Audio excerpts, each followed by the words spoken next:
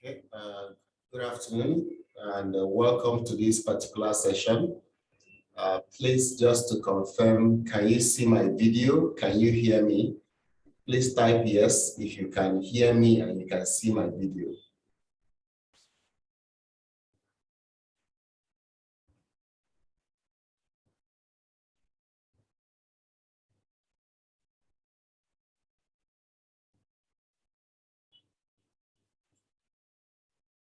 Please confirm you can see and hear me. Okay, thank you very much. Beautiful, thanks a lot. Thank you for responding. Welcome to the second quarterly webinar of LetsRead. The webinar is designed to encourage people getting involved and adapting and being a part of the content that we find in Let's Read. Let's Read is a book club, a daily book summary club that focuses on building the capabilities of managers as they continue to grow themselves in the things they do in various areas. You can always find details about Let's Read once you visit the website. You see additional information there, and then you also have access to the books and resources that are posted on that particular platform. Our conversation today is centered on how do we build results? How do we help an organization to succeed in such a way that that particular organization can continue to deliver results? Usually, most businesses focus on the bottom line, which is what do we do in order to make profits? Our session is going to help us to understand how we build and empower managers so that they on their own can continue to contribute to the results of the business and ensure that these particular results lead to something useful in the organization. In our agenda, we'll look at how you build for results. We'll look at the formula for results, how this formula is created, and how an organization can use this particular formula to continue to emphasize and deliver more results. If you're a manager, you use this formula to ensure that your team are always on top of their game and they continue to produce the kind of results that are expected. We also look at how managers can be empowered, either in a large organization or in startup organizations, and how the empowerment can trickle down to other team members and help these team members to continue to grow and deliver results. Then finally, we look at how do you build an innovation team, a team that consistently ensures that the organization continues to innovate, deliver results, grow expectations at various areas in the business.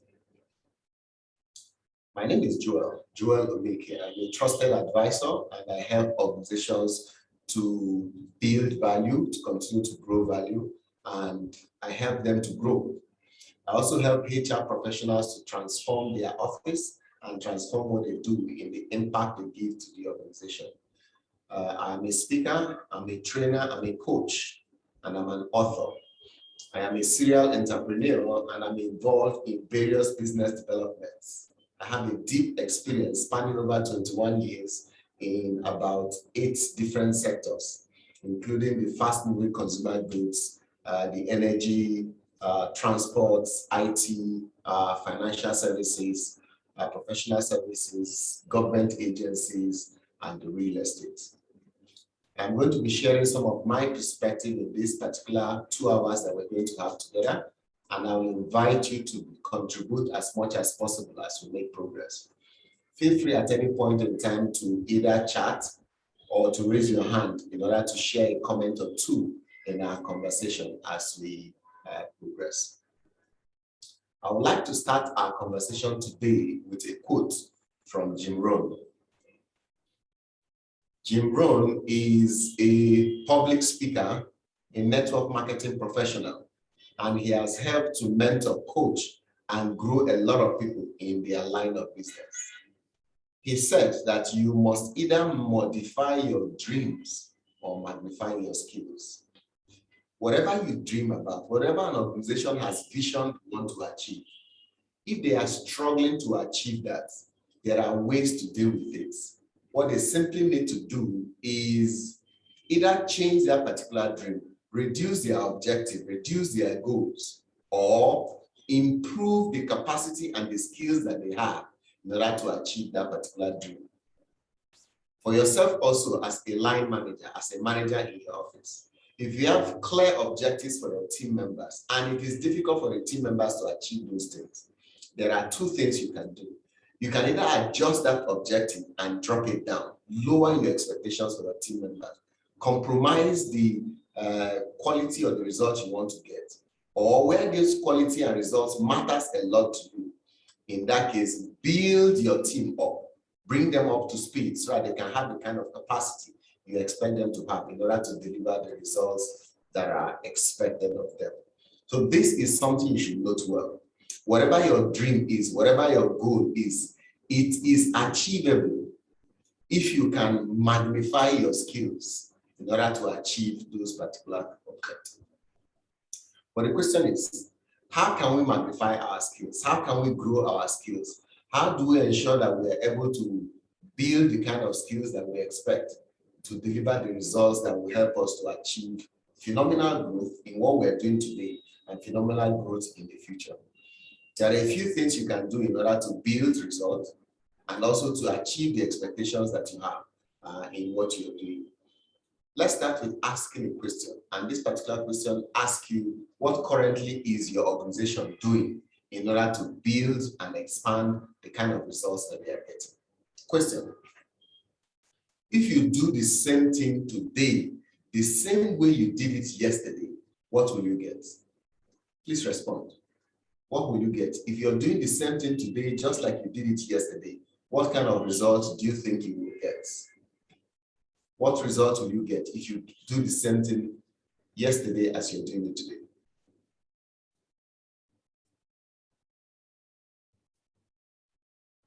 Thank you, Yinka. And that's exactly what the result will look like. If you repeat the same thing, the same way you were doing it before, the same procedure, the same style, the same energy, the same thing, right? You are just going to get the same results. Nothing will change, all right? This is why sometimes they say it is insanity to do the same thing and expect a different result.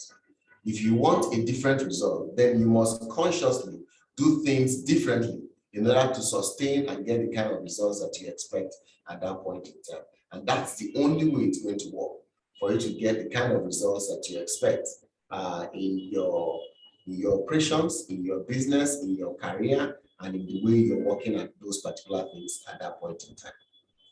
Now let's examine very clearly, how is results defined? This thing that will say the same result, how is it defined? How can you affect results? How can you ensure that the result we're getting is consistent with the expectations that we have of the results ahead of us? Let's look at results first. Now, results is what you get from the combination of things that you do. Now, what are the things that will combine to get results? What are the ingredients in getting results? Here is my formula for results. You can also adjust it and adapt it and create your own formula. Results for me is equal to task plus process plus tools. The result you get is a function of the task in that result, of the process you go through to get the result, and of the tool you use in getting that result. How do I mean by this? The task refers to what you do. In organizations, the results an organization is getting, the corporate performance that you get, is a function of the task, the things that your managers do. If your managers are supervising well, they are supervising regularly, in that case, you are going to get the kind of results that you expect. You will get better results. Another function of result is process. And when it comes to process, the process is really speaking to how do you do what you do? Your supervisors in the office, how do they manage their team members? How do they manage the processes involved in that particular office? The how of the work, the how of the task determines the results that we get. You agree with me that there are different ways of doing something, right? But the direction and the how you choose determines the kind of results you get. Take, for example, from here, from Lagos to Abuja is 1,000 kilometers on the average, 1,000 kilometers. There are different processes involved in getting to Abuja. You could choose to fly, you could choose to drive, you could choose to walk, all right, between Lagos and Abuja. Clearly, getting to Abuja will be determined by whether you flew, you drove, or you walked. The length of time it took you to achieve it. In this case, we are now measuring result is now turnaround time. How long did it take us to get to Abuja? The mode you chose will be different. The third part that ensures that we get results in any organization and in what we do is the tool that we use. What you use in order to do the task, to do what you're doing, will determine the result you're going to get at the end of the day. If you use a blunt knife in order to cut, you notice that you exert a lot of energy more than the other case. If you use a very sharp knife in order to cut, you'll notice that easily you're able to get the results that you want at that point in time. And so result is equal to task plus process plus the tool that is used in it. But don't go away. I strongly feel that result is not enough with just these three. There is one more component that if you add it to this result, you are going to get phenomenal result. It makes the difference between one manager and another person. Because what we have seen here, task, process, and tool, does not take into consideration the personality that is doing the work. This is just technical. So let's introduce personality to it at this point in time, and then we'll see behavior. The result you get is a function of the behavior you bring to that particular thing. You will have heard of people say that his attitude is laid back. He's a laid back individual. He's lackadaisical. He takes his time doing things. People who are described that way do not get the kind of result that go-getters get, that people who are driven for action, who are always on the move. The results they get are way better than the results the other people get. And so what we're saying at this point in time is the attitude you bring to the table determines the result you're going to get. Beyond attitude also, your personal ability, the manager's ability, the manager's capability to do the work at that point in time, his energy level, his understanding level, his mental state, his emotional state, all of this speak to his behavior. They affect the results he gets at that point in time. Question: how then do you improve personal productivity of the managers so that they can produce the kind of results the corporate organizations require at that point in time?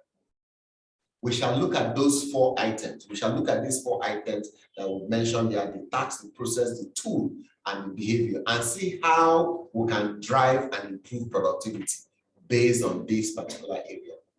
Let's look at the first one: task. In order to improve results based on task, then you must choose the right task that you're going to focus on. If you're focusing on the wrong task, you will notice that we will not get the right results. So the question is, have our managers in the corporate organization, have they prioritized the most important tasks that are supposed to be done? What is supposed to be built at that point in time? Because prioritizing this will help us to understand how best to achieve the results we want from the organization.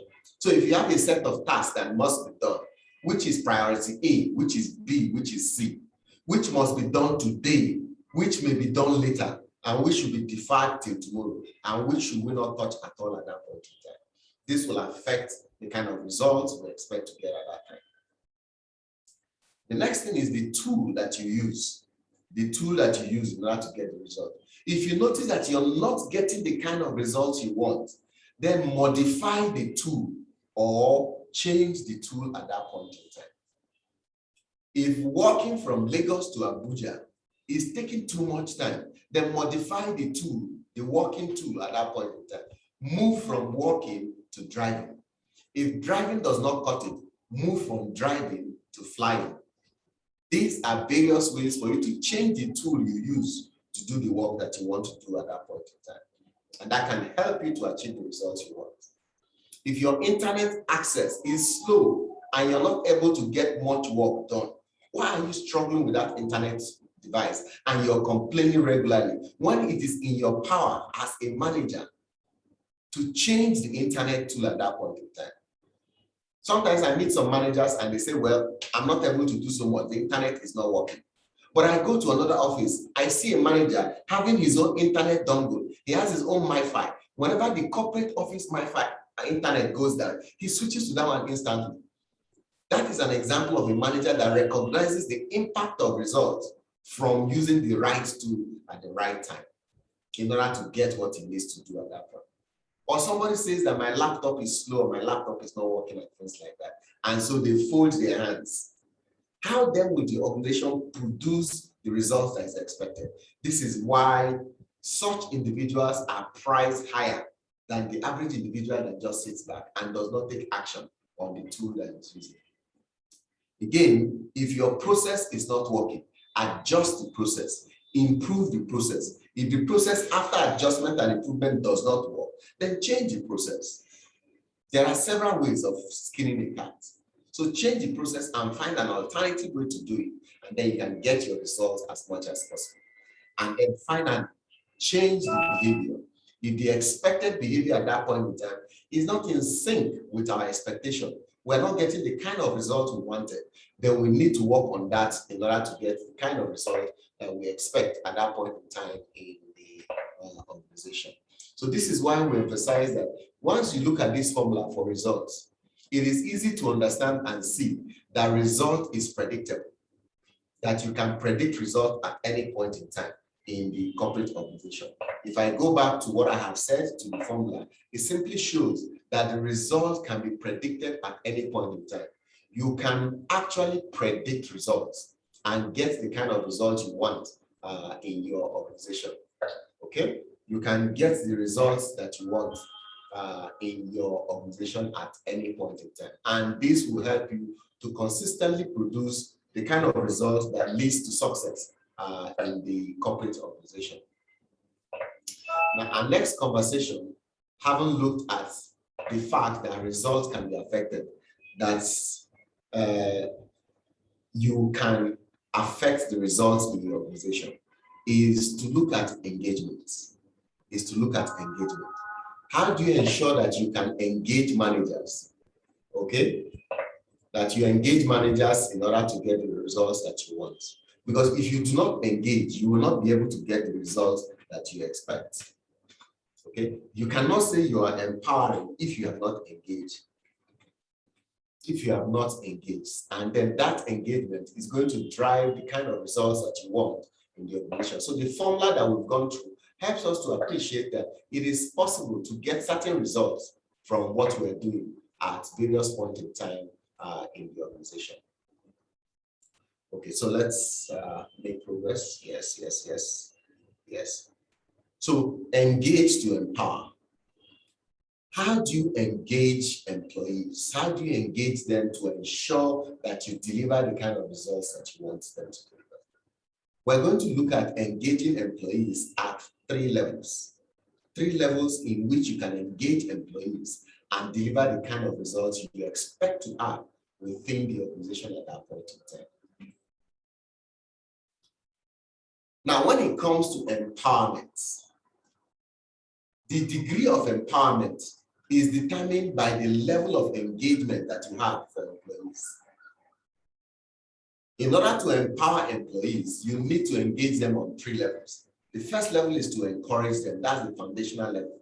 At encouragement level, the organization gets little benefit from encouragement, and also empowerment is also limited. Encouraging employees to play a more active role in their job is like you telling them, advising them, encouraging them. Please do it. Consider doing it. You will get good results. The organization will benefit from it.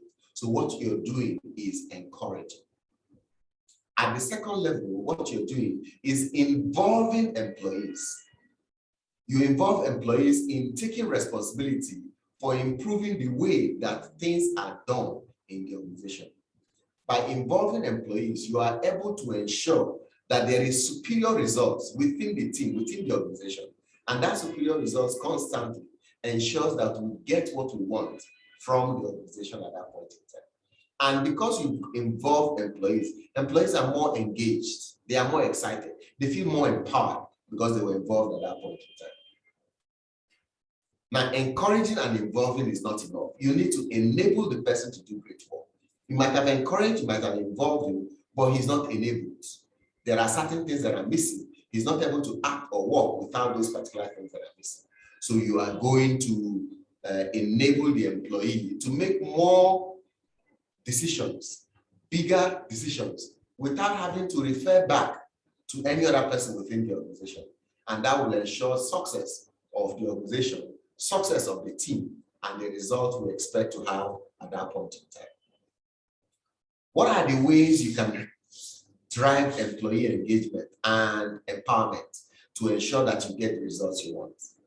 You must get closer to the customer, you must improve service delivery, you must innovate continuously, and then you must increase productivity and gain competitive edge.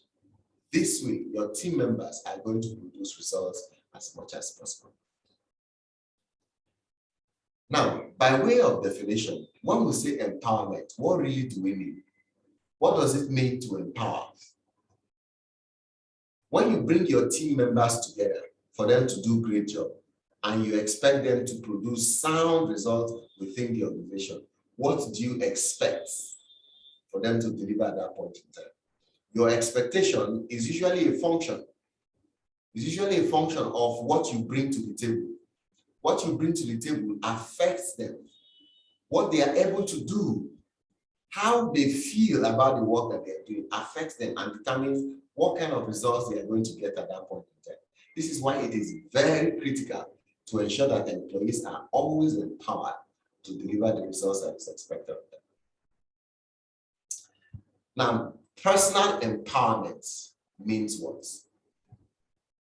Well, like we said, empowerment is, of course, a two-way street. Managers want it and often expect it that employees take initiative on their job.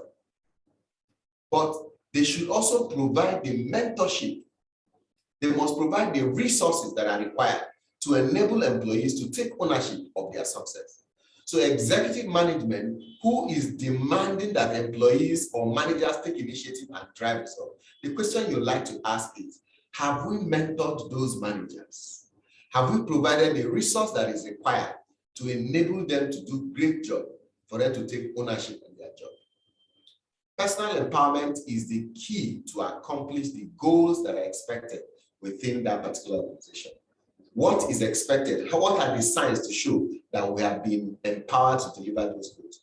One, there must be clarity of goals and expectation. An employee that comes to work and does not know what is expected of him each day he signs in at 8 o'clock or at 9 o'clock, as the case may be, that employee is not empowered.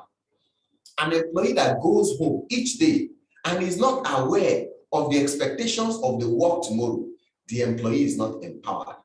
And the absence of empowerment means that the organization is going to struggle for results at that point. So the question you like to ask is, how do we ensure that employees are clear on their goals and expectations? How do we ensure clarity of goals and expectations? There are several things you can do to ensure that employees have clarity of goals and expectations. The first one is documentation. Do you have a written down document of the expectations on the role the employee is doing? Do you have a written out explanation of the process that an employee should naturally take in order to deliver on that particular job? Is there clarity of the tools the employee needs to do the job well at that point in time? Second, for us to be able to accomplish organizational goals successfully, you need to find employees mentors who they can lean on, who they can run to and ask questions of. A lot of people in corporate organizations have nobody else to speak to except for their line managers. And sometimes the line manager is not in the mode of teaching, is not in the mode of explaining or guiding people to produce results. And because of this, some of those employees wumble and fumble. They then do trial and error, and they are not able to get excellence on the work at that point in time. So how then will the organization last? How then will the organization continue to grow? Number three, as an employee and line manager, you must seek feedback regularly. Ask of senior management, how am I doing? How is my unit doing? How is our department performing? Are there areas of improvement that you expect? Feedback is powerful because it helps you to course correct and focus on the right area so you can continue to deliver the expectations and the results you should have on the job you're doing at that point in time. This is one of the best ways to be able to achieve success on the job at that point in time. So, personal empowerment involves you ensuring clarity of goals and expectations, having a mentor, and also getting and seeking feedback that will help you to address what you're doing. Unfortunately, when we talk about empowerment, some managers get it wrong. They assume that empowerment means leaving employees alone to do things the way they want to do it, allowing employees to run and go and do the things they want to do. But unfortunately, this is not what employment means. We have to bust this particular myth. Okay? Empowering does not mean leaving people alone. Many managers think that delegating to others and empowering them means leaving them alone to make decisions on their own. But successful empowerment requires involvement. It means being hands-on, just not being directed. It does not mean that you play the role that you insist that the employee should do things in a particular way. No, but it simply means that you are hands-on. And hands-on means that you are inspiring. You are a coach, you are a servant leader to the employee at that point in time. And you provide guidance. And you're like a guide rail for the employee when he's making progress. But it does not mean that you should make the decision on behalf of the employee. You don't make the decision for the employee. Rather, you guide, you coach, you mentor, you inspire. That is what empowering means. It does not mean aloof. It does not mean leaving the employee to stand alone without you supporting him in the decision process at that point in time. So we need clarity about this because it is going to help us in order to achieve the results we expect to achieve at that point in time. And it will also help us to make progress, advance, and achieve better goals and better success in the organization that we're pursuing also at that point.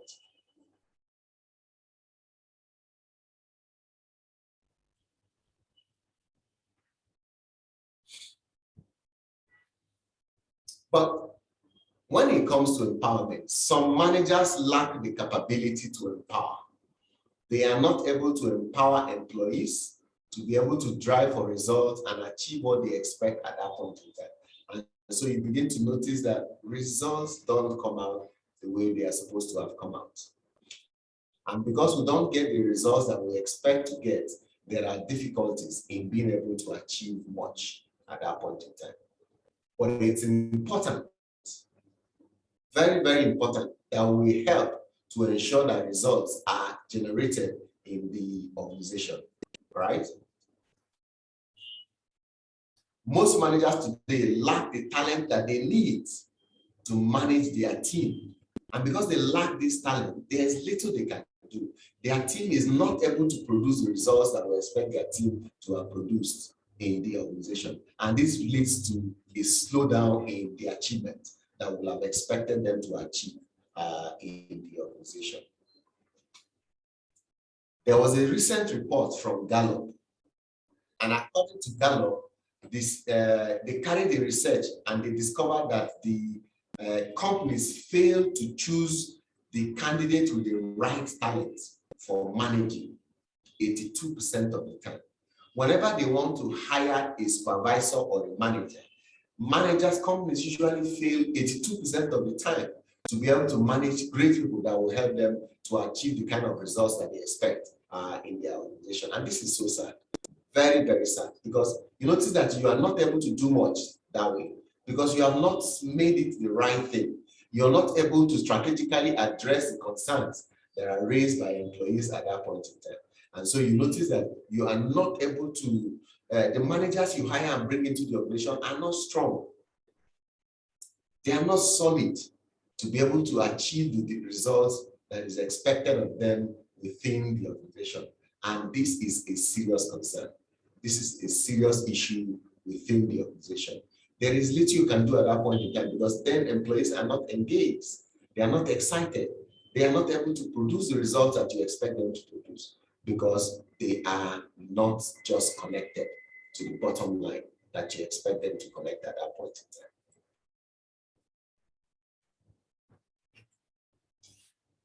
Now, active and engaged managers leads to increased retention and employee performance.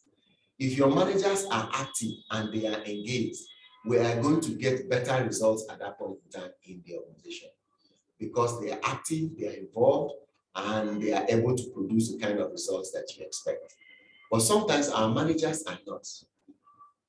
Our managers are not active, they are not engaged. And so the kind of results we expect to get, we don't get them. And because we don't get them, it's difficult for us to see the kind of expectations that we need from them. Now, supplying training, providing coaching, and identifying development opportunities are the hallmarks of an engaged and strong manager. If you want your managers to be able to do good results and produce much in the organization, then you must supply them with the kind of training they require to be able to do that work very, very well. They need to be trained. Managers need to be trained and trained well, so that they can produce the results that you expect them to produce. And that result will then translate into the team members, into the line of those who they are leading, and they are pushing forward at that point in time. And then they will be able to give you the kind of results that you want. But that result doesn't come overnight. It doesn't come easy. You must have put in the right efforts. You must have entrusted quite a lot in order to achieve those particular results.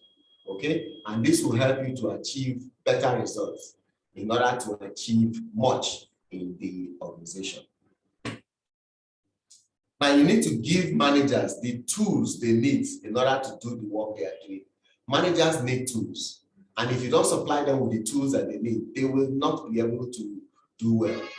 If they don't have the tools that they need, they will struggle at that point in time. When we say tools, what do we mean by tools? Employees want to be coached. They want to be instructed. They want to be guided by their managers. They want their managers to help them to lead, to push forward, to continue to make progress in the office environment so that they can produce results. And that result can help them to be able to achieve as much as possible as they want.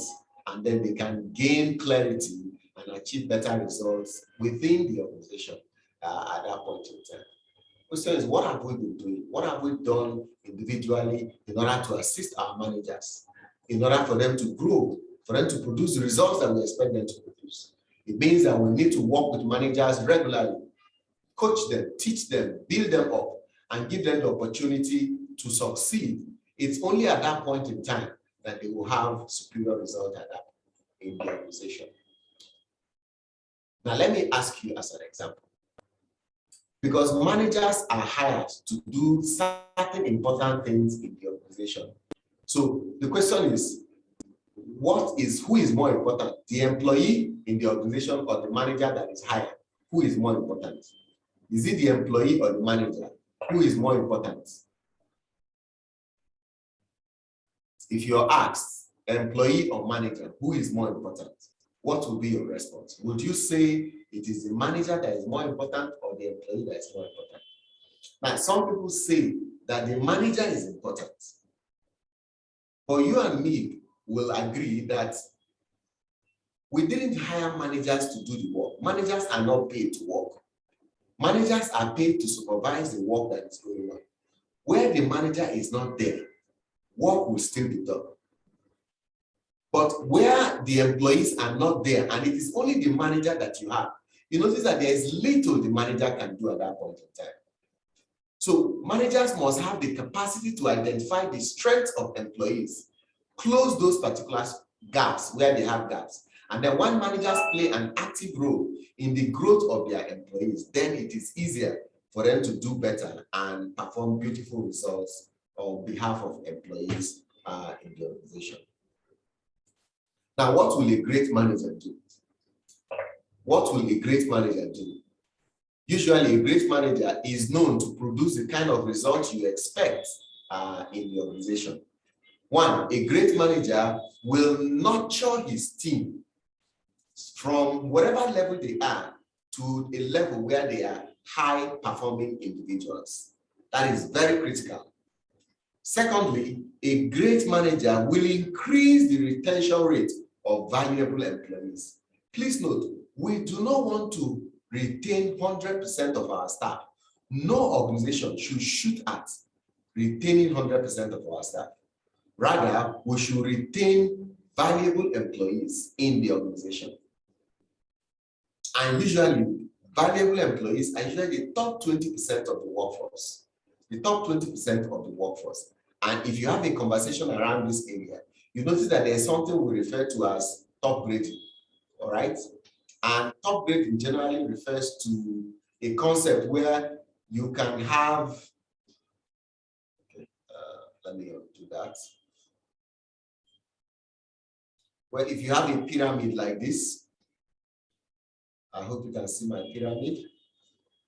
Here is the top 20%. Here is the middle 70%, and here is the bottom 10%. Now, these employees here who are here, right? These people are your top 20%. These are the most important employees in the organization. They are the ones that drive value and help you to produce significant results within the organization. Here, you have your middle 70%. Middle 70% of the employees. These people maintain scenarios. They keep things going, all right? They don't necessarily reinvent things, but they ensure that whatever has been put in place is working. And then finally, at the bottom here, you have your bottom 10%.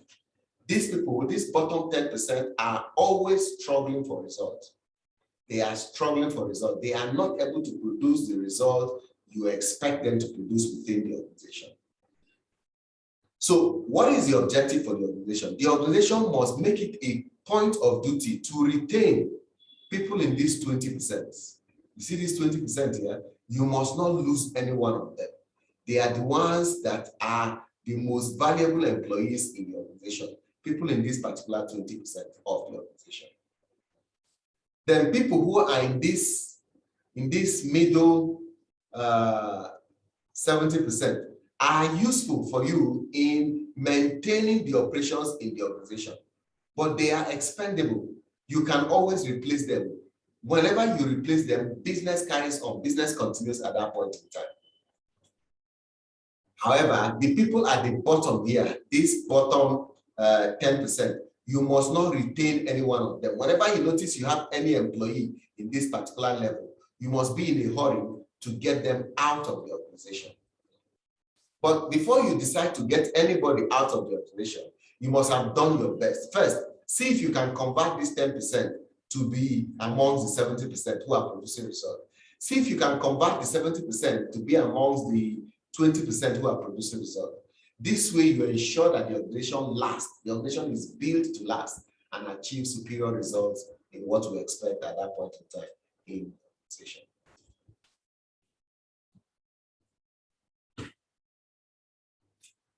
Now, your managers have a huge capacity to influence employees, your customers, your organization at large. Make sure that the managers have the skills they need to be effective as performance coaches to the organization. Because once they have these skills, they will be able to give you the kind of results you expect within the organization. They will be able to give you the kind of performance you expect to have within your organization at that point in time. And talking about the right skills that they need to have, the question is, what does the statistics say in general? Statistics shows that over 50% of managers are driving your employees to leave the organization. That is to say, 66% of the time when employees resign, their reason for resigning is because they are not happy with their line manager. It is their line manager that made them resign from the organization. 1 in 10 of employees will not become a good manager. So if you look at your employees, it is not all employees that are promotable to managerial role. Only one of them will not make a good manager. So identify that particular one and ensure that you do not promote him. Sometimes we make mistake to promote an employee into a managerial position, and we notice that the person is not competent to do that job at that point in time. One of the things the organization needs to do is, after attempting to correct it by educating, building, and training that individual, and it does not work, the organization should be in a hurry to ask the employee to leave so that they can have that position occupied by other individuals. Organizations need to reap the benefits of having good managers in their place within the organization. Companies that hire managers, the best managers, are able to receive 48% increase in profits. They're able to receive 22% increase in productivity. And then they get 30% increase in employee engagement, and they decrease turnover by almost 20% in the organization. These are examples of what can be done in order to achieve the success rate we expect of employees in the organization, and then that they get the kind of results that we want at that point. The next conversation is on employee development and managerial development. What do you do to ensure that there is constant growth of managers in the organization, to ensure that managerial capacity in your organization continues to grow? You build managers, your employees continue to grow within your organization. Well, according to a survey, 94% of employees prefer companies where they always have training. And so it means that when you train in your organization, you will attract more employees to the organization. 50% of employees will go for an online course if their manager suggested that they should go for that particular course. So are your managers suggesting courses and programs for their employees? You need to get your managers into a position where they suggest courses for their employees to attend in order to build their capacity. 75% of current employees are looking for opportunities that they can use to build their skill and get themselves better along the line. And then 68% of your top talents consider career development and development programs as the #1 criteria when they are applying for jobs. Okay, so every amount of money you spend in training always results in an increase of 30% or 30% in terms of productivity. So if you spend 100,000 naira training an employee, you are going to get 3 million naira as a result of that particular training. Well, it depends on the results and the kind of employee you have trained at that point in time for you to justify the results that you're going to get, to ensure that that particular result is justified, and then that we're able to use the result at that point in time. If you're following me and if you have any question, please feel free to ask the question. But are you with me? If you're following me, please type yes. Let me know that you're following my conversation. Please type yes on the chat box.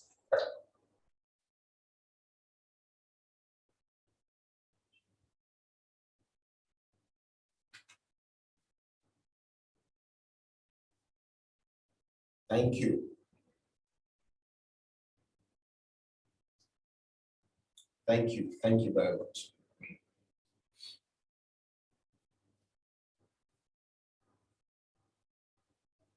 Okay, so the next thing now we want to look at is how do you create successful employee development programs? There are 6 things you can do in order to create successful employee development programs. 6 things you can do to drive development of employees in your organization. The first thing to do in order to drive development is to be very clear about the business goals. What are we pursuing as an organization? Where are we going? What are we driving? What are we pushing for? If you check what we're pushing for, it will help us to understand what we are going to focus on. If the organization is talking growth, then you must be talking about building employees' capacity. If the organization is talking about diversification, then you should be talking about creating new skills in different areas, not improving on existing skills at that point in time. Once you're clear about the business goals, the next thing you look at is what are the gaps in the skill set of your workforce? Will professional training address these gaps? Will you send employees on professional trainings, both physical and online courses? Are your employees willing to go for training? Do your employees have the potential for the training you're sending them to at that point in time? It's not just a matter of getting up and telling employees to go on training. No. Are they willing? You cannot make a horse, you can drag a horse to a stream, you can't force it to drink water. An employee who is not willing, if he goes to training, he will not learn. He will not learn. You will have wasted your investment at that point in time. Also, run interdepartmental training. Let business units come together and talk to themselves. Let finance work with operations. Let operations staff attend finance training. Let finance people attend operations staff. Let people in marketing attend the training of people in production. Let people in production attend the training of people in sales. That way we can have an interdepartmental training. And then understand the use of soft skills and how those soft skills can be used to drive results, to build capacity of your managers in your organization. Now, how do we hire great managers in the organization? How do you hire and empower great managers in the organization? Usually, when you are starting off a new business operation, maybe they've created a new department or a new unit in your organization, you must hire some potentials, someone with potential in your organization. Don't hire people who just have track record. He said he was a performer in his previous life. Don't hire because of previous performance. Hire because of the potential of future performance. Look at the potential the person has at that point in time. And then please stop hiring using a job description. And this will be challenging to HR managers out there. All right? Don't use job descriptions as a means of hiring. Because job description defines what is done on the job today as the job is done today, or expectations on the job today. Rather, you should hire using what we call success documents. Success document is saying, what does success look like on this role? What must happen on this role for us to be successful? Not about the job responsibilities and things like that. No, focus on the results we expect to have at that point in time. Then do not postpone hiring due to budget constraints. Sometimes we say, okay, we cannot afford to pay their salaries, let's not hire them. If you do not hire because you cannot afford to pay salaries, you are only stunting the growth of the organization. You're denying the organization opportunity to grow in the future. And that will negatively impact on your bottom line. When you also hire for knowledge, for skills, and for capabilities. Be very clear on what knowledge must the person have and how is such a knowledge acquired. Is it acquired through going to school? Then check whether the person went to that particular school. Is it acquired through certification? Check whether the person has that particular certification. What kind of skill must he have? Is he acquired through apprenticeship? Make sure you hire only those that have apprentice background in the things that they have done.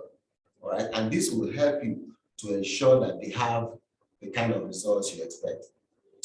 Hiring must not be a reactive process, but it must be a proactive process. You will eventually need functional managers to support you in your process, to support you in your line of business and what you're doing, so you can continue to advance and progress at that point in time. What do we mean by functional managers? Take, for example, a business grows to a point where they need a HR manager, and they continue to manage without the HR manager. No wonder they have people issues in that particular organization. Please, as soon as possible, hire a HR manager. Or a business grows to a point where they need a financial controller or a chief financial officer, and they continue to use accountant to do everything that they are doing. It will affect the growth of that particular organization. Once you have reached that point that requires you to get that particular individual, go ahead and get the individual. It will drive success, it will drive growth for you within the organization phenomenally, radically at that point in time, and you will have success. Now, here are some quick insights. You need to identify and really understand what behaviors you're looking for when you want to hire. This will ensure that your decision making is strengthened when you hire the right candidates. So spend as much time talking to anybody you want to hire, all right? Find out what makes them feel good, what makes them tick, what drives them, all right? What do they do in the first hour when they come to office? What kind of coffee do they drink? Yes, what kind of coffee do they drink? Do they drink black coffee? Do they drink creamy coffee? And it is not enough to just ask. Don't ask the candidates, what kind of coffee do you like? Because the candidate says, I like hot coffee with cream and sugar. No. Arrange to have that candidate make his own coffee and watch him and see how he makes his own coffee and what kind of coffee he drinks. It will help you to determine what kind of personality is there. In fact, we are told by the psychologists that by watching someone make and drink his coffee, you can tell the person's performance level in the organization. You can predict the person's productivity level in the organization. Some people ask, how about those who don't drink coffee? How can you tell their performance level since they don't drink coffee? But coffee is just as an example. Anything beverage, you can watch an individual and see how intense he is in that particular area. Do you also promote an environment of success? Okay, it is important to set your new hires for success from day one. Empower them with strengths, opportunities, and information that will make them to thrive and continue to grow at that point. There is no longer an internal and external brand. Every brand is external. Your employees go to social media and post. All right? Make all your employees your brand ambassadors. Tell every employee that each day he must post one thing on social media on your organization. It doesn't matter where they post it. They can post on LinkedIn, they can post on Facebook, they can post on Instagram, but every employee must post one thing each day. What that means is that if you have 20 employees in your organization, you're going to get 20 posts.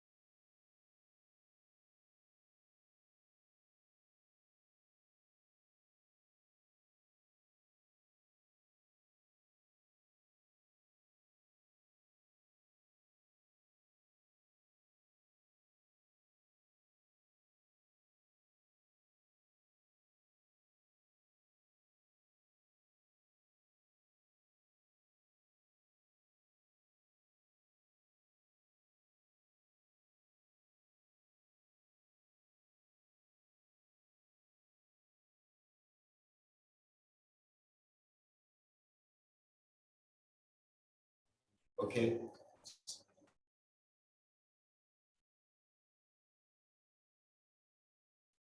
Okay, so I was temporarily thrown out. Sorry about that. Let me get back again. Yes. Sorry, I was temporarily thrown out.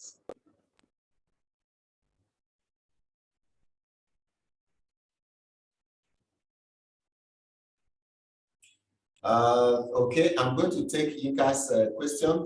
Let's just use that to catch our breath since we had a small break in transmission. So he was asking the question, is success document, remember here, the second point we made here says, don't just use job description to hire, also use your success document. So he's asking, is success document the same thing as your KPI?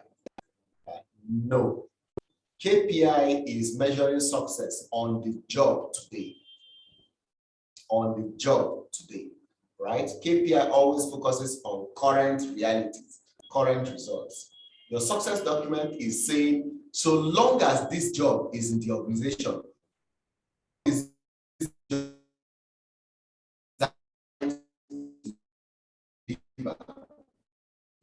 organization, okay? The interesting thing is that the role, much like the organization, will continue to grow and evolve. I mean, every job in the organization, 2 years down the line, is no longer the same job. If the organization grows, the job will have expanded, requirements will have changed. There's also external factors in the environment that is changing regularly, so also the expectations will change at that point in time. We will expect those success factors to define very clearly, to capture things that may change in the future that will lead us to require those things at that point in time. So your new hire must be prepared to be able to do that. Each job success document should answer those particular questions as much as possible. It should answer those questions that can help us. So what are we saying? What does success mean? But each job has a success parameter which needs to be identified prior to sourcing your candidates. From a recruitment perspective, this helps you to keep your sights, your eyes on the potential and not on the present. It helps you to look at the potential of the employee for the future and not for the present at this point in time. And it will help us to take that particular decision that we make. Thank you very much. Okay, so characteristics. What are some of the characteristics of an empowering manager? When you empower a manager, what shows that a manager has been empowered in order to drive success? One is sharing the vision with the manager. Every manager in any organization must be able to articulate the vision of that particular organization as much as possible, even close to the way the executives carry that particular vision. There must also be building a learning environment. You must teach your managers how to build a learning environment in your organization, right? Then there must be a positive role model. Each manager must be a role model, a positive role model of productivity, of result in the organization. Managers must be able to recognize the abilities of staff, the values of the organization, and match them accordingly. And they must reinforce self-confidence with independence. They mustn't make employees over-reliant on them. And they must support their employees regularly. They must remove fear away from their employees. Some managers are feared by their employees. Their employees cannot talk to them, cannot engage with them constructively in a conversation. Sometimes when things are not working well, the employees are afraid to go and talk to that particular manager. That is not right. A manager should be approachable. It should be such that the employees feel happy, feel excited to want to go and talk to him, to have a conversation with him in order to drive the success and the results that they expect at that point in time. Then they must encourage participation, self-expression, fostering continuous improvement at that point in time. And then they must encourage persistence. All right? Encourage initiative.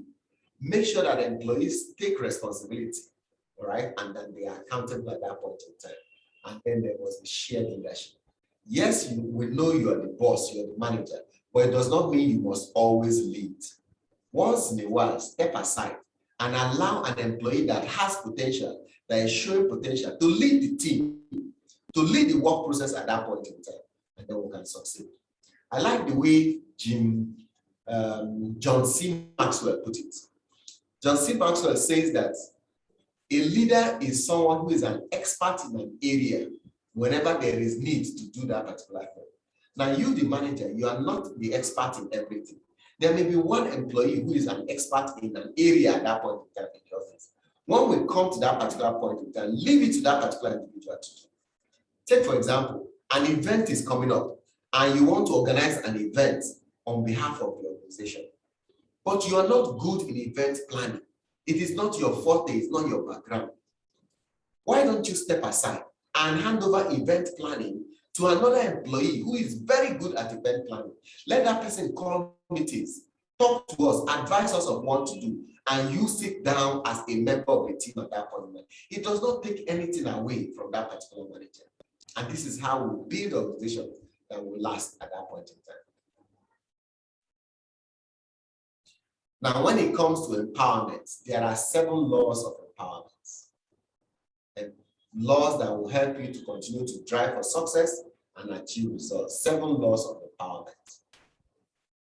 The first one is trusting together. You build trust with those you work with What I tell leaders is that trust is strong, friction. Trust is strong, friction is low. Things get done better and faster whenever there is trust, just simply because there is trust. We build trust in 4 ways. There are 4 ways we can build trust, right? There are 4 ways we can build trust in the organization. If you want to build trust in the organization, there are 4 ways you can achieve this. How do you do it? All right? We build trust in 4 ways. First, genuinely advocate for your team's success rather than just your own. Don't always talk about the departmental success, the success of the department, your own personal success. Say, look, I am the manager here and I need this department to work. That is personal to you. How about that person that is on the desk in the corner there? How about that person that is responsible for just that particular area? You need to build genuine interest to advocate that he succeeds. Because if he succeeds, she succeeds, they succeed, then the department will succeed at that point in time.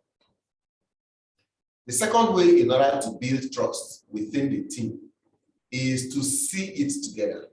Articulate the vision of the team, the future state you are committed to achieve, right?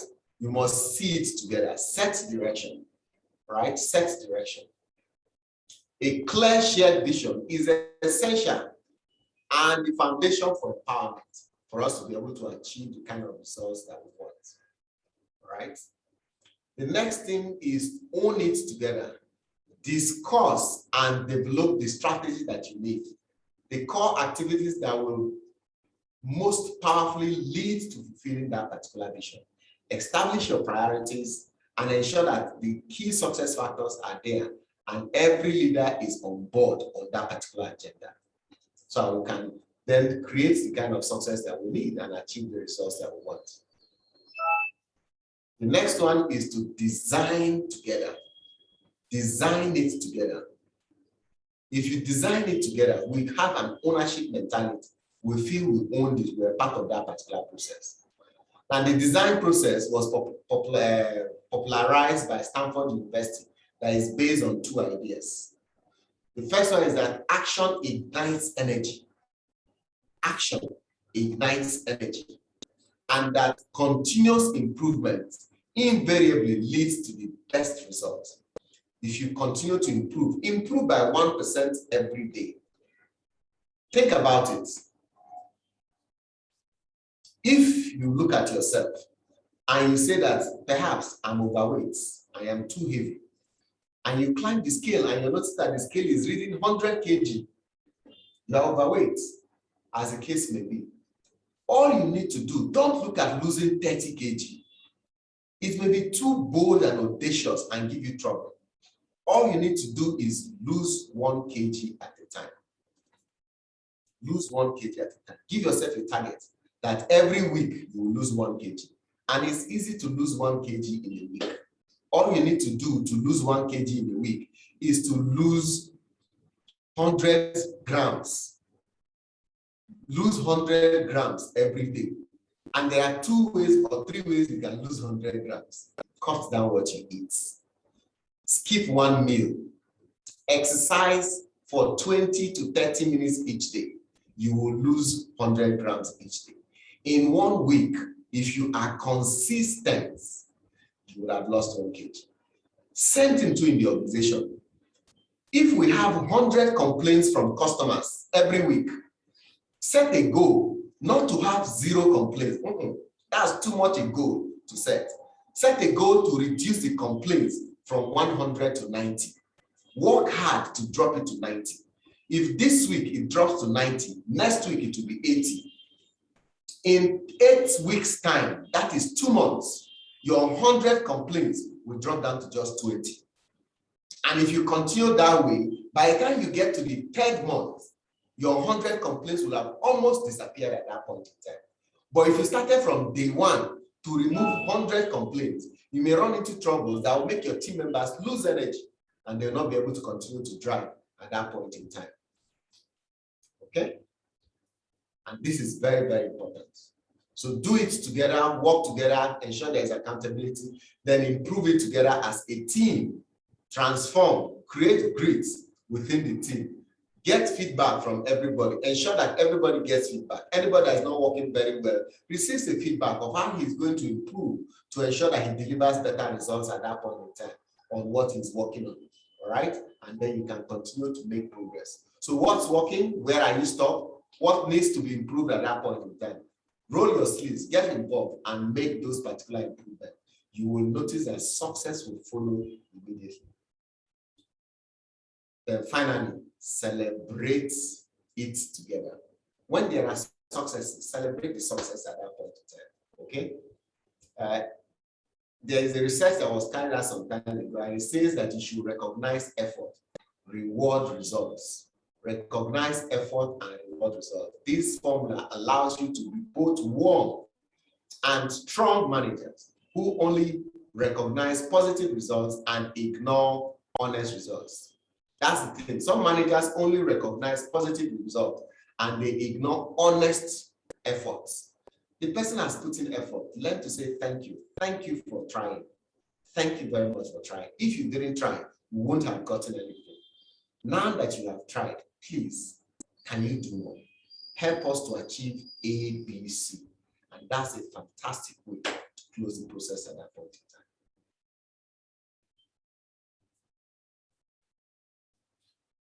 Okay, so the 7 empowerments, self-empowerment, there are 7 things, principles you can do in order to empower yourself. You can empower yourself successfully through this particular area. And these are the various ways you can drive self-empowerment for yourself within the team in order to achieve the results that you want to achieve. Okay. First, be trustworthy. If you are trustworthy, people will allow you to do things because they trust you. They will empower you to do whatever it is. Have a personal vision of the work you are doing currently. Your work, what is your vision on your work? If you're responsible for marketing and sales, all right, what is your vision of what you can sell? How many can you sell? What volume, what quantity can you sell? If you're responsible for digital marketing, how are you helping your organization to grow your digital marketing space? Or are you just following what is laid down and written down in the job description at that point in time? If you're responsible for customer satisfaction, do you set a personal goal to ensure that you satisfy every customer you come across? No customer walks away with annoyance. These are things of personal visions you can set. Number 3, engage others who will help you to achieve your personal vision, your vision at that point in time. Overinvest in healthy, positive relationships. Very critical. And remove all investment from negative relationships, except for relationships that you cannot break at that point in time. Take responsibility for your results. Be accountable for the results of the work, of your handwork, all right? Be proud of what you do, the results you generate from your work at that point in time. Then seek feedback from trusted sources. Celebrate your progress regularly also, and you will be able to gain the kind of success that you want. Always remember that the great invisible work, all right? The great invisible work that you do will always help you to continue to achieve success on the job at that point in time several. The great invisible work that makes visible work successful is making yourself and others better. Once you make yourself and others better, you will always succeed and achieve superior results at that point. We've now come to the last section of our conversation. We shall now switch our attention to innovation, building an innovation team. Every organization needs innovation team that will help the organization to continue to re-engineer, re-evaluate itself in order to produce results as much as possible.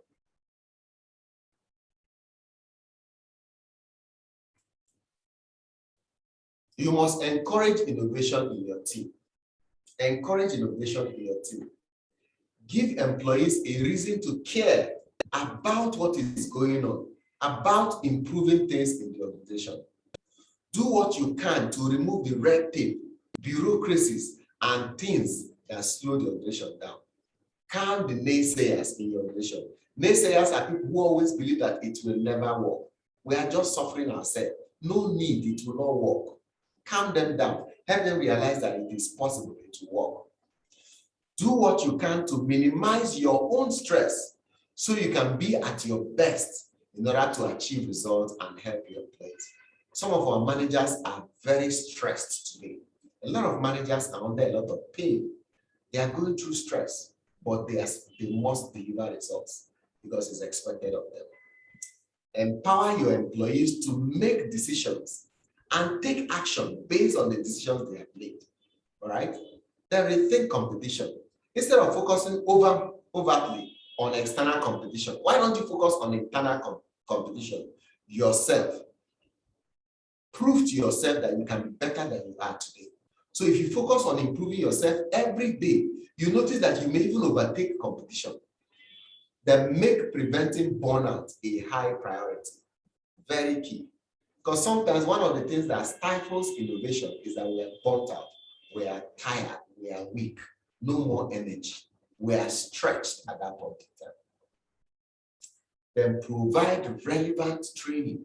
If you provide relevant training to your team members, they will continue to be innovative. And then don't make your staff jump through difficult things, jump through hoops. Ensure you help them to achieve.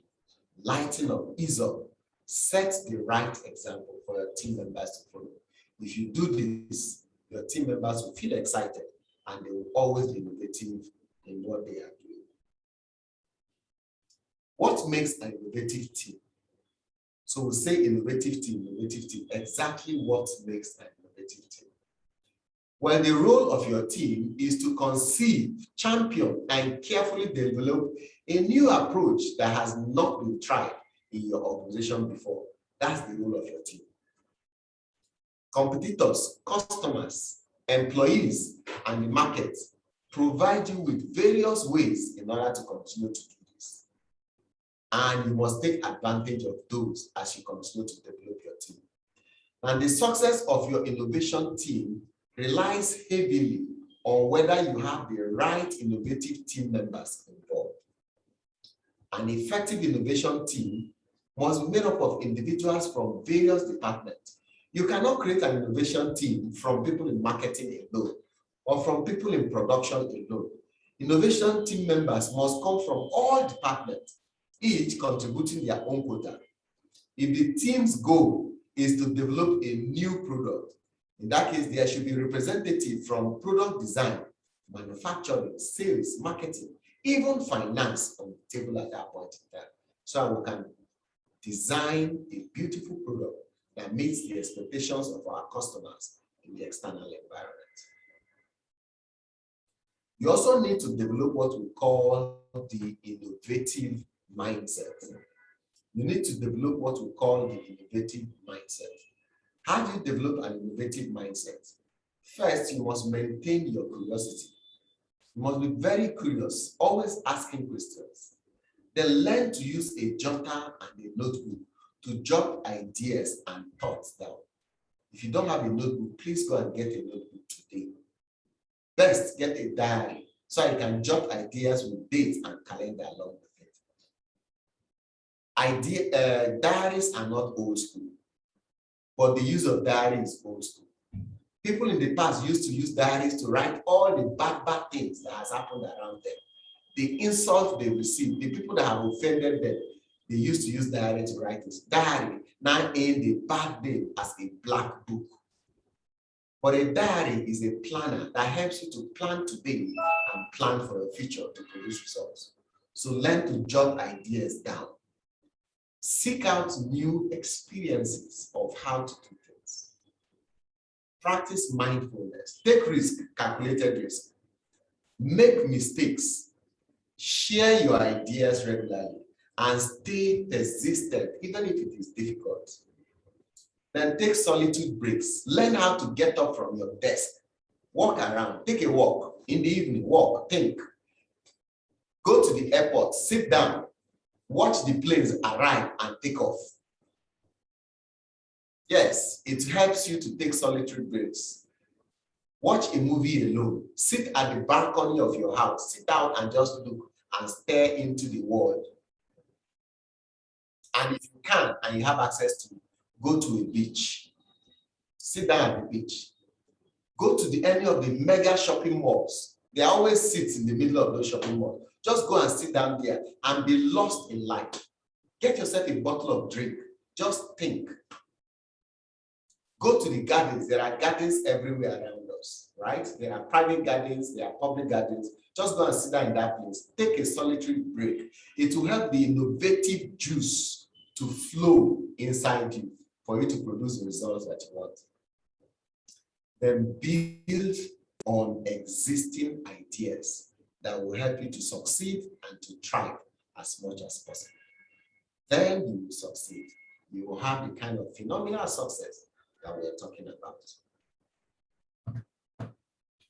Now let's look at the various roles, team members that you need in an innovative unit, in an innovative department.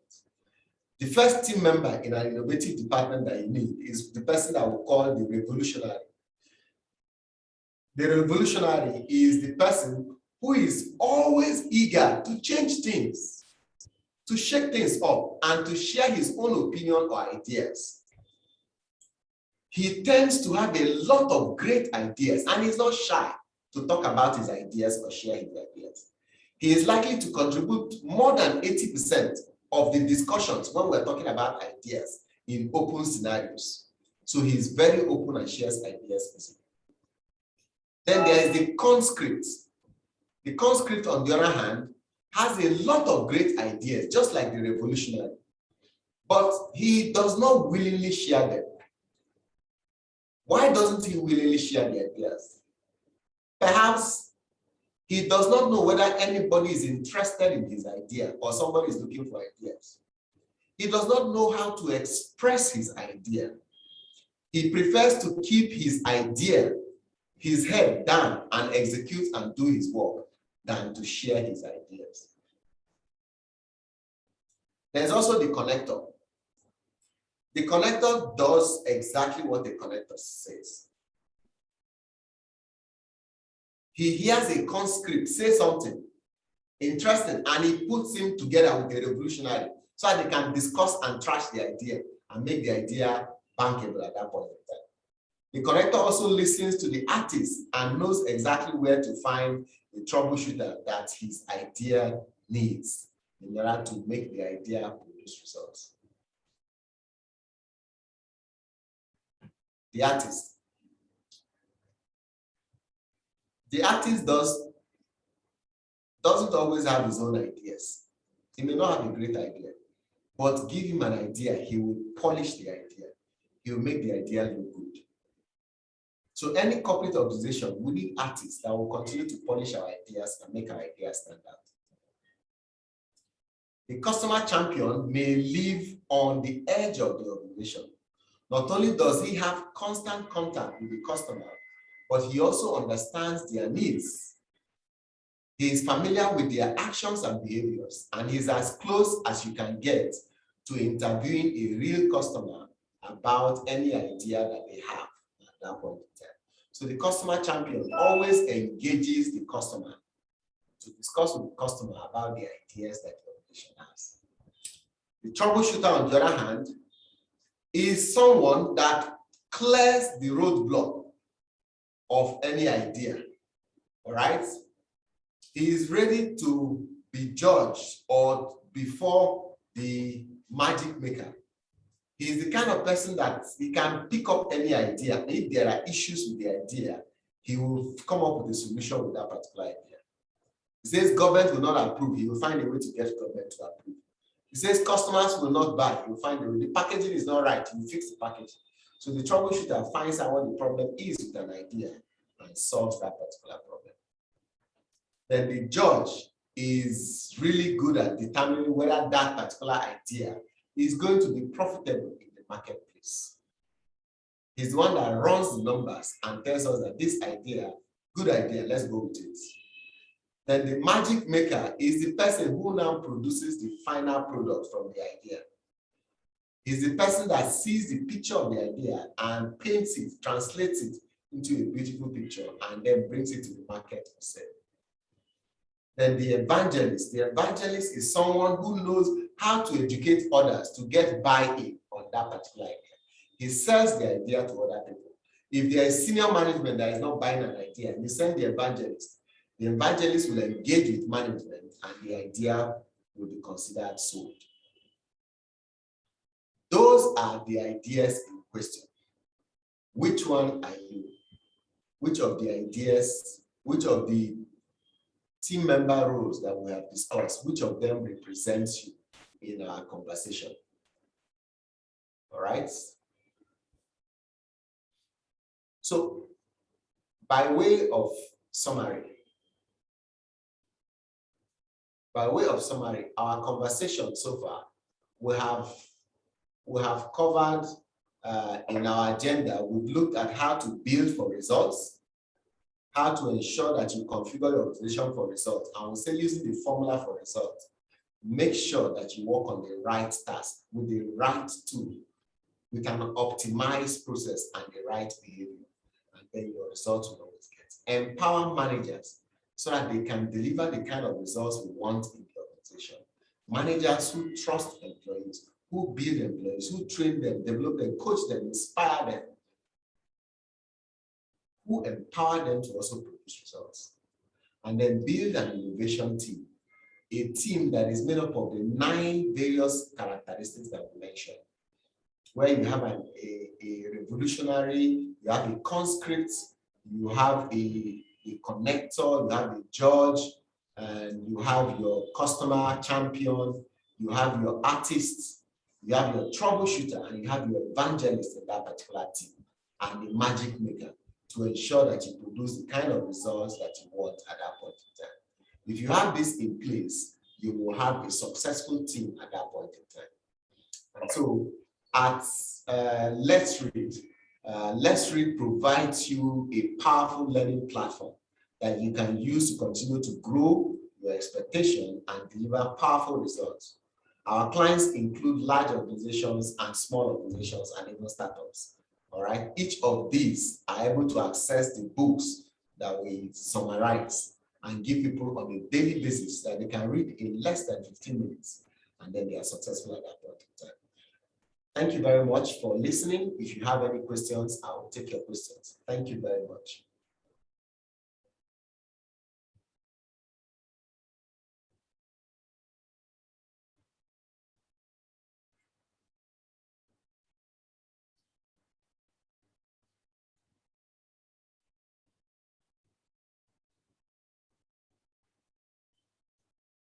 If there are no questions, I will hand over to our host. Hello, sir. Thank you so much, sir. Good afternoon. Thank you. Hello, good afternoon. Good afternoon. Good afternoon. I can hear you. Okay, good afternoon. My name is Gloria. Thank you so much, sir, for the session. It was very, very insightful. I learned a lot, even though I have been up and down. Okay, so one question, when we're talking about the managers, when we're talking about results, process and tool, at that part where you said managers should change when you're talking about the internet, managers as internet is not working and they have to now switch to the personal internet. And I understand that, yes, for managers that need to be proactive, and that needs to happen. But in a case whereby you have a manager that is always complaining about the internet not working, and he or she keeps using his internet, it's a cost on the manager's head. So is the organization now going to provide or return his expenses at that point in time? Because some managers come to HR and say, I've been using my internet because the internet has not been working for me. And at that point in time, HR, because it is not the company's policy to say, okay, if you use your personal data, the company is supposed to provide it back to you. So how do we handle that? Thank you very much. Thank you very much. And so my conversation there, I took it from the standpoint of engagement and ownership and also accountability to say that once you have signed on the results, you are accountable within your power to make that happen. It is possible that sometimes the organization may not provide the tools 100%. The example you've given is a classic example in today's world and today's environment. It may not just be internet, it may even be call credits. I'm supposed to call customers, I'm supposed to call clients, I'm supposed to call vendors and co, but there is no credit. Should I use my own credits to do it? So the question is, for that manager is, what if at that point in time, the organization, due to internal bureaucracy or internal issues, was not able to provide credit? If the manager chooses to use his credit in order to make the call, you notice that on the desk of the manager, we shall record success, that we have achieved results on that particular desk. The manager will be named as one of the high-performing managers in the organization. Nobody will remember that he used his own credit, but his name will be sung and celebrated everywhere. Two, flip side. What if the manager decides not to use his personal resource at that point and then waits until the organization provides that particular thing?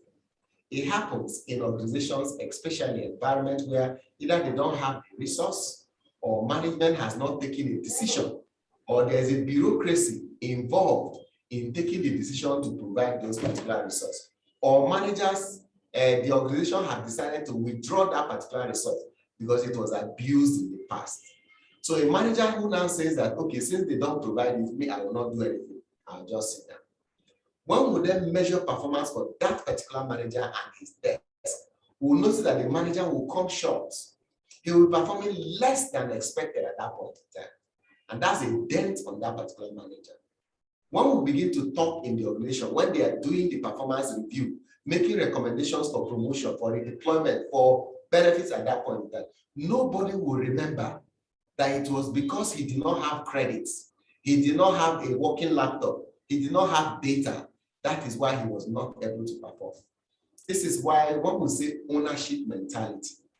Once you sign up as a manager, you must act like an owner at that point in time. You must bring your entire person into that particular job. This is why managers don't have closing time. No manager that says that it is 5 o'clock, work has closed, I am gone. A manager that does that is not 100% engaged. He's not 100% empowered on that particular role. So when there are issues outside 5 o'clock, his organization will suffer for it. Meanwhile, there are other businesses that after 5 o'clock, it doesn't look like work has closed. So the work continues at that point in time. So when you have managers, and this is addressing HR people, when you have managers or team members who come to you that, look, you have not provided this, should I now be using my money every time? It is our job in HR to inspire, to encourage that in due time, eventually, once we have approval of management, it will be provided. But go and do the right thing, the best you can to be able to drive results on your desk. As HR, you cannot tell the person to stop work. You can also not tell the person to continue use your money, using your money. That decision is personal, up to the extent that the person buys into the result that needs to be done. Remember, if you see this formula on our screen, we say behavior. The person's attitude is up to the person. His ability too is up to his ability in order to drive results at that point in the organization. Thank you so much. Thank you. Okay, thanks a lot, everyone. It's been nice having this session with you. You will get access to this particular presentation and also the video, hopefully at the close of business today or first thing tomorrow morning. And then the Let's Read team will contact you to provide you with the things we have promised you. The books, the e-books, and the audiobooks that we've promised you, you have access to those ones as accordingly. Thank you very much and have a lovely time. Thank you, sir. Thank you, everyone. Let's anticipate next quarterly webinar, third edition. See you guys next time. Thank you.